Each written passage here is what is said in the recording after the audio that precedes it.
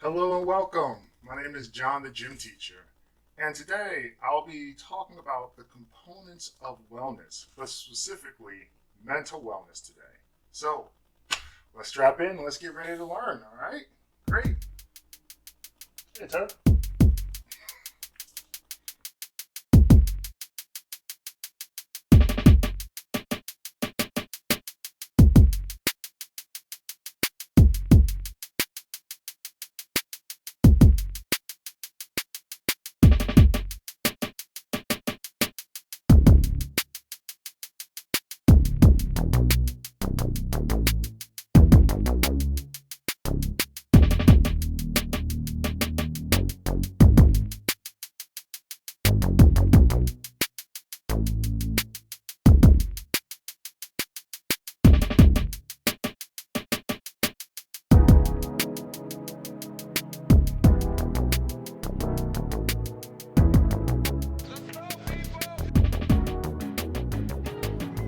Wellness is the ability to learn and use that information effectively for personal, family, and career development.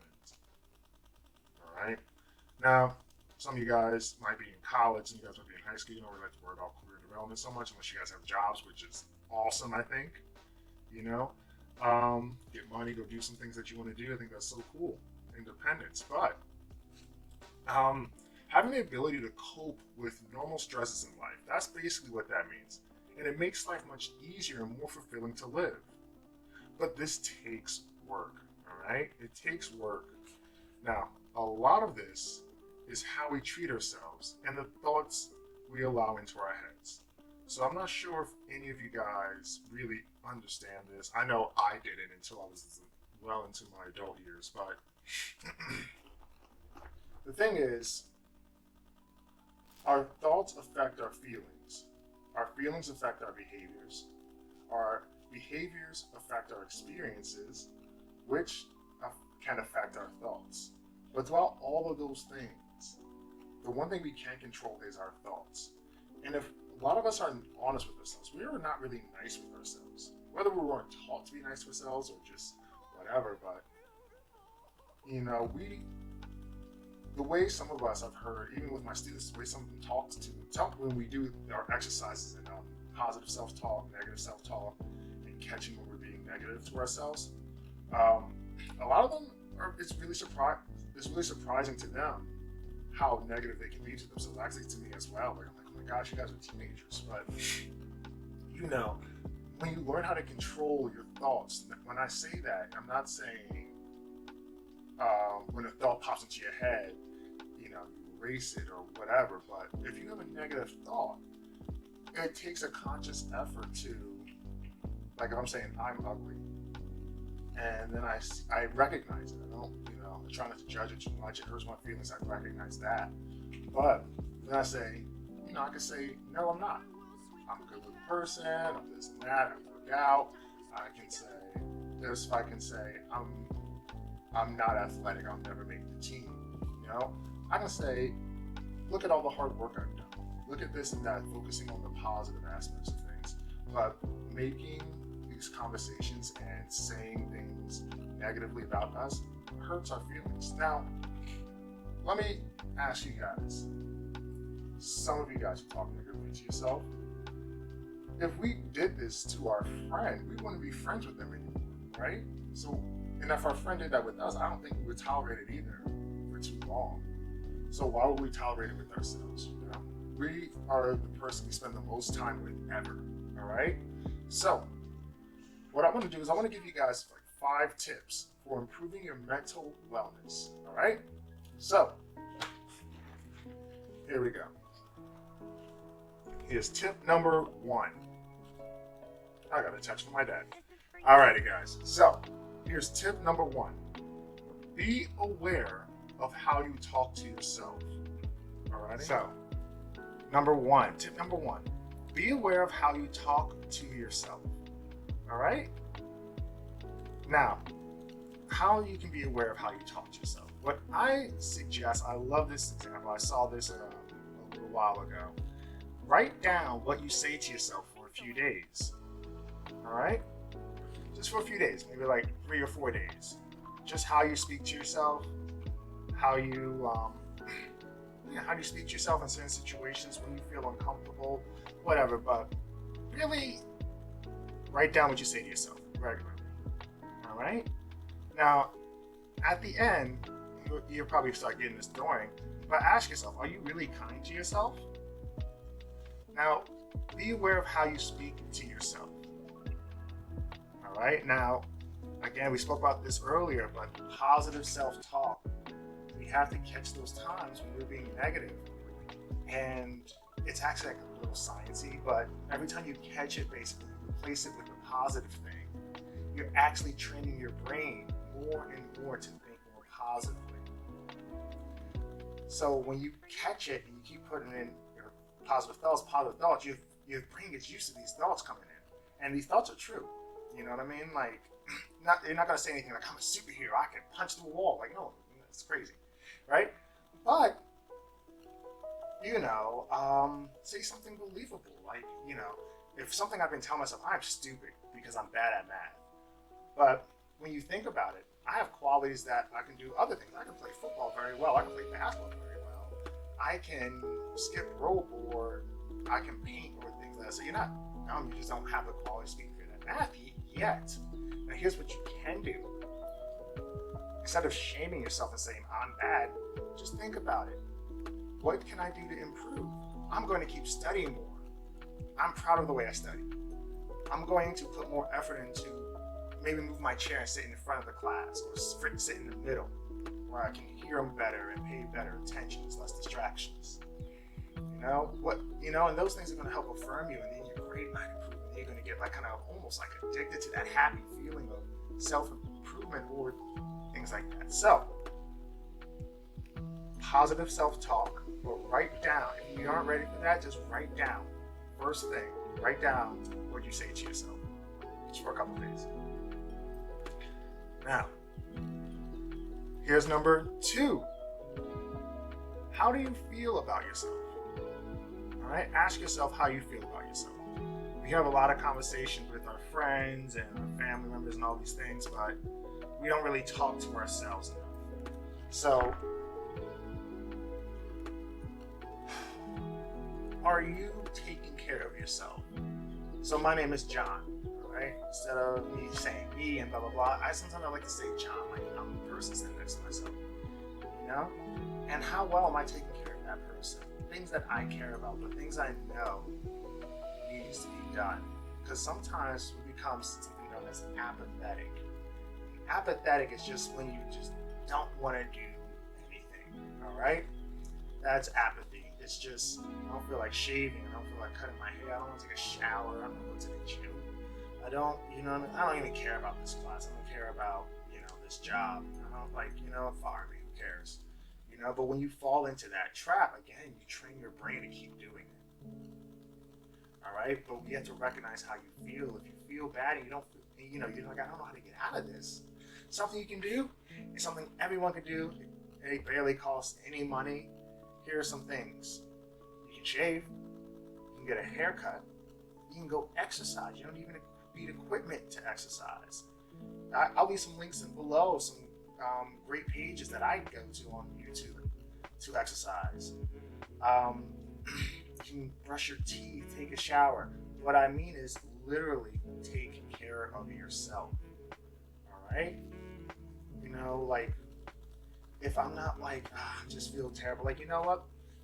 Go to the gym, sweat it out, wash your face, put some exfoliator on, wipe it off, whatever, wipe your face, put some exfoliator on, all that good stuff, and just relax.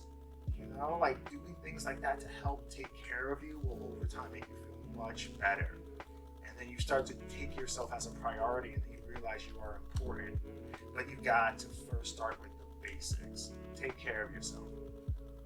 All right? So ask yourself, are you sleeping well? Are you eating well? For people who are struggling with mental health, are you going to therapy? Are you seeking therapy or a coach or, somebody, whatever? Someone with some training who can help. Are you taking medications? And if you are, Are you taking them regularly? That's a very big one in mental wellness. Because some of us need medication, but you have to take it regularly for your mental wellness to be at equilibrium. Now, here's a technique I like. I just heard about this one. I tried it and I thought it was cool. And again, it's completely free, so you can start right now. But what it is go to the mirror and just stare in your eyes for 60 seconds. All right? And how do you feel? Right? How do you feel? Think about that. And if it's not good, what can you do to make you feel better? What do you value? What are things that are important to you? And how can you do better with that? You know, I know sometimes when I'm down, I like to help people. But a lot of times I get so busy and this and that and whatever. But one thing I like to do that helps bring me back is I like to go volunteer. I like to volunteer at a retirement home. That's just something I like to do. Now, I know this about myself. So what I'm going to do is I'm going to go to the retirement home. I'm going to volunteer and I'm going to keep doing these things because I know it helps make me feel better about myself. I'm going to go to the gym because I personally like going to the gym. You know, things like that. But here's the technique is give yourself 1 minute a day. 1 minute a day. Just stare at yourself in the mirror and just ask yourself how you feel. All right? Number three. When we think of food as fuel, it's much harder to eat junk. That's right. We are going to healthy eating. Healthy eating is essential. I like to think of my body as a car. So you only want to put like the healthiest nutrients and stuff into your body. Now, I'm not saying never have a cheat meal, like all that other stuff. Like, I love cheeseburgers, you know what I mean? But who doesn't? Like, it's weird if you don't. But I'm joking. If you don't like cheeseburgers, it's your thing. But like, we all, like, there's certain things, you know, pizza, all that stuff. That stuff is great in moderation. What are you regularly eating? Are you having burgers every, like at least once a week? That's kind of a lot. You know, how much are you eating pizza? How much are you eating fast food? How much is your food actually cooked? You know? Now, I learned some of the importance of nutrients the hard way in high school because when I was playing high school football, I would cramp up all the time no matter how much water I was drinking. But once I started doing a little bit more studying, my father started teaching me. He told me about the importance of sodium. You know, it talks about all these different things, the importance of vitamins, fruits, and that can help you with not dehydrating. Fruit's amazing. Watermelon, pineapples, that's the, you know, I won't get into it. But what are you eating? How much are your vegetables? You know, how much are you eating in your meat department? Are you eating enough proteins? If you're a vegetarian, what are you supplementing with? You know, everyone needs protein. Okay?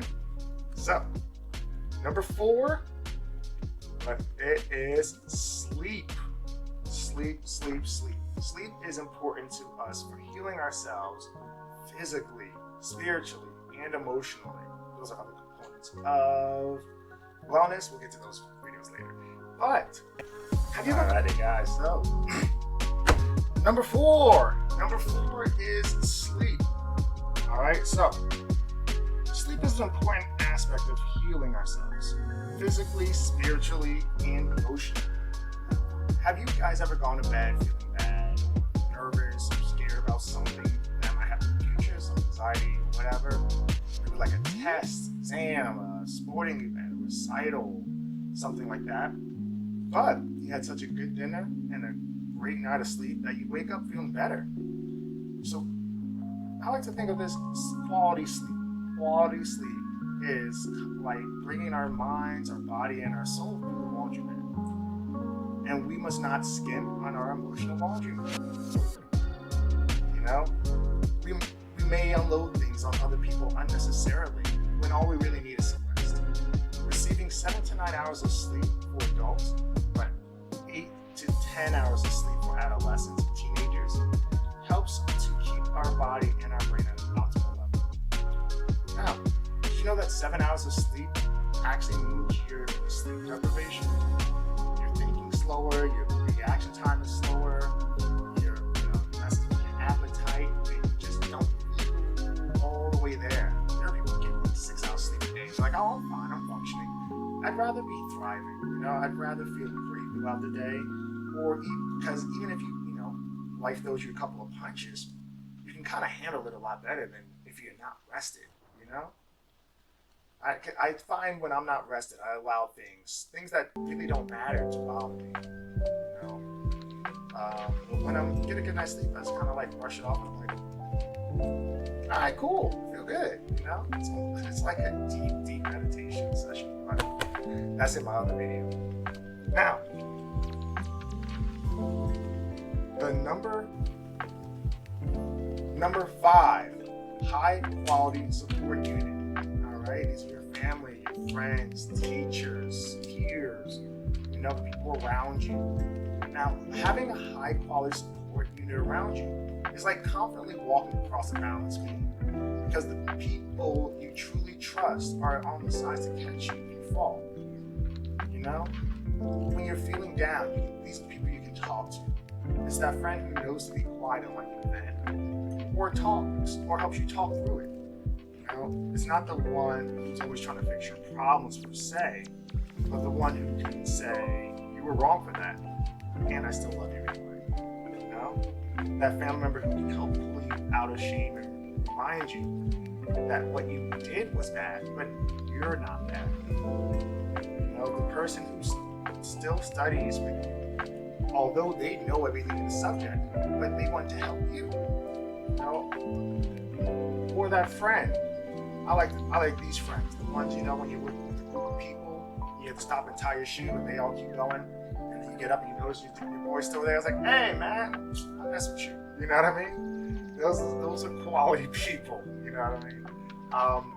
Quality people in our support unit are so important. Right? These people will not only challenge you to be better, but they will also celebrate you in your victories. They're happy for you. It's almost as if they did it. They're so happy for you sometimes. We all have our moments when we are happy or excited about something and we wish to share it with somebody we care for. When they aren't able to share in our excitement, it can be hurtful sometimes, especially when it's something that we truly value. So this is not meaning extenuating circumstances like a parent not allowing a child to do something because it's dangerous, or potential emotional turmoil like no dating before whatever age or whatever.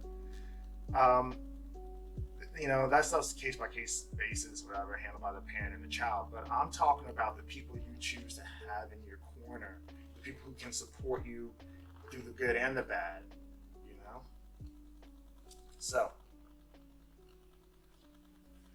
So guys, that was my 5 tips for living a life of mental wellness. Now go check out my website, www.firebender.com. I have a blog in there. I'm going into more detail about the importance of mental wellness. I also have a book available on my website in the shop. All right, so go on www.firebender.com/shop, or just go on the website and just click it at the top. All right. There you will find my gratitude journal that is available, meditation in action, and my book, A Wellness Approach to Adolescence. Thank you again for joining, and I look forward to seeing you next time. Peace.